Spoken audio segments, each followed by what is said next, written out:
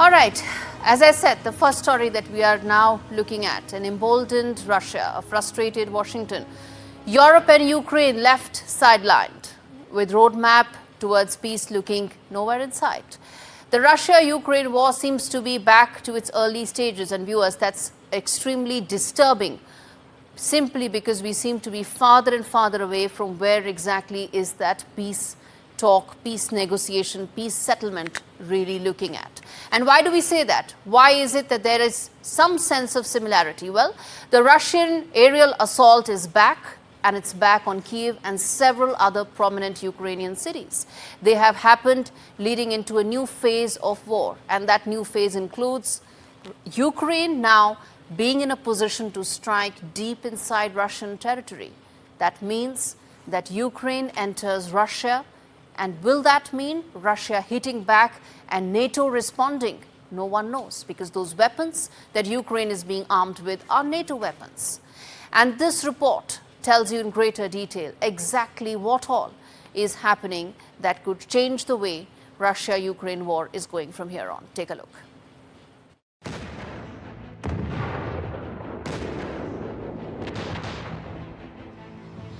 Amid stalled ceasefire talks, the Russia-Ukraine war has entered a dangerous new phase, as the largest aerial attack in the war took place on Sunday.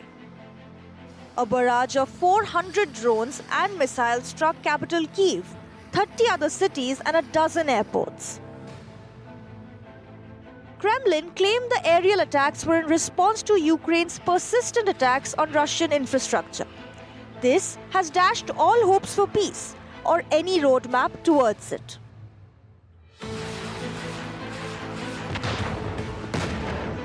Three years into the war, Europe has shrugged off its hesitation to strike deep inside Russian territory, empowering Ukraine by lifting restrictions on weapons supplied to the country. By all means, a strike in the heart of Russia will most certainly start a chain reaction of a much bigger response from Moscow. Roughly 398 drones and 69 missiles rained down on Ukraine on Sunday, including Iranian-designed Shahed drones, killing at least 12 and injuring dozens. Putin's desire for comprehensive military victory has alienated the Trump administration, which is both wary and frustrated, and the war of words between Washington and Moscow is the testimony to fading possibilities of a US-brokered peace formula. I'm not happy with what Putin's doing. He's killing a lot of people, and I don't know what the hell happened to Putin. Действительно признательны американцам и лично президенту Трампа за содействие в организации и в запуске этого переговорного процесса. И это очень важное достижение. Конечно, одновременно с этим это очень ответственный момент, который связан, конечно, с эмоциональной перегрузкой всех абсолютно и с эмоциональными реакциями. Вот. Мы внимательно отслеживаем всю реакцию. Вместе с тем. With Trump's playbook only having sanctions as recourse, peace prospects are getting dimmer. More so since Moscow's well-oiled war economy is now working efficiently for Kremlin's primary economic objective. This explains why the threat of sanctions has not deterred Putin from continuing his aerial assault on Ukraine. Trump's flip-flopping foreign policy and his love-hate relationship with Putin has meant that his 24-hour commitment to end the war looks like one of his many empty promises. This report told you exactly where in the stage of war is the world right now in. The Russia-Ukraine war has been going on for 3 years, viewers. But the stage at which it is right now, it seems that it's probably in the early stages of war, where it seemed there's absolutely no way that this could end. And that's a very disturbing fact of this. And the war of words between Trump and Putin indicates that there is no peace deal on the table. And for all practical purposes, there is no Zelensky at all in any possible peace formula. I'm going to put that out. Some of the comments that have come in from both sides that explain the frustration and also explain the limited, very limited scope of any reconciliation that may exist as far as Russia-Ukraine war is concerned. Let's put that out. First up, let's get in what Trump said. He actually said, Vladimir, stop. That's what he said. He's frustrated. This is the view of the American administration that wanted to end this in 24 hours. Well, it's the longest 24 hours in the world's history, isn't it?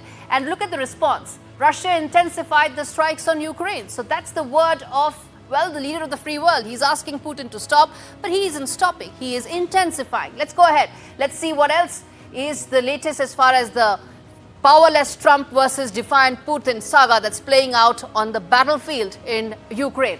He's in fact threatened Russia with more sanctions. But what has happened? He has stalled through talks and he skipped the Istanbul beach, the closest that the world came to getting the two sides on the table to be able to thrash out some sort of a peace negotiation. And why is it that Putin is defiant on any sanctions? Because Moscow is now a war economy. It's adjusted to being a war economy. So there's only so much that American sanctions can impact, which is why the response, as you can see, has been that Putin has been extremely defiant. Let's go ahead. The other aspect, there was a 24-hour deadline that was given to end the war, all but forgotten. Up in the air, isn't it? Because Moscow then moves to prolong the war. It's another phase that you actually enter when you strike deep inside Ukraine's cities, key cities, with massive aerial assaults. You're indicating that this is in for the long haul. How long? No one knows, because we're already 3 years and counting. Next up, let's get in some of the other. Then there was also tough talk, no action. Well, it's emboldened Putin, and he's making those bold demands. What are those bold demands? No ceasefire when we sit on the table. No Zelensky when we sit on the table. And lastly, let's talk big picture. Let's include everything related to Russia and US, not just limit this to a war. That's what his bold demands are. Some of it President Trump gave into, but his frustration is what we put out in some of those comments on that we displayed for you. Well, viewers, at the end of the day, how this is turning out, well, as far as if you take out the blinkers and understand what the situation is looking like right now, this war, unfortunately, is no closer to peace than it was on day one when it started, when those heavy tanks and those heavy artillery were unleashed by Russia. Demands remain the same. Efforts, unfortunately, have led to diminishing and, at this stage, very little results and returns. It's not headed for peace anytime soon. There are reasons for it. No one wants to end this war. And I say this with responsibility because there are no incentives to end this war. Is Putin better off with an ongoing war? I just told you. Look at the commentary that's coming in. The President of the United States, leader of the free world as he's termed, is giving ultimatums which are being brushed aside by Russia because there is no incentive to end the war. One can say sanctions can be slapped, but they've already been slapped. They're maxed out, one would say, having no impact or limited impact to an economy that has now adjusted to a war machinery. What are the options on the table right now? Limited, if at all any. At the end of the day, if there is no ceasefire, if there is no incentive for the two sides to sit on the table, we'll unfortunately have another edition of Faultline where we'll talk about yet another fault line that exists, why this war is going on. It's been 3 years and counting, and at this stage, people on the battlefield are the ones who are the biggest victims, with the war of words continuing, with no possibility or opportunity for any peace formula to be thrashed out.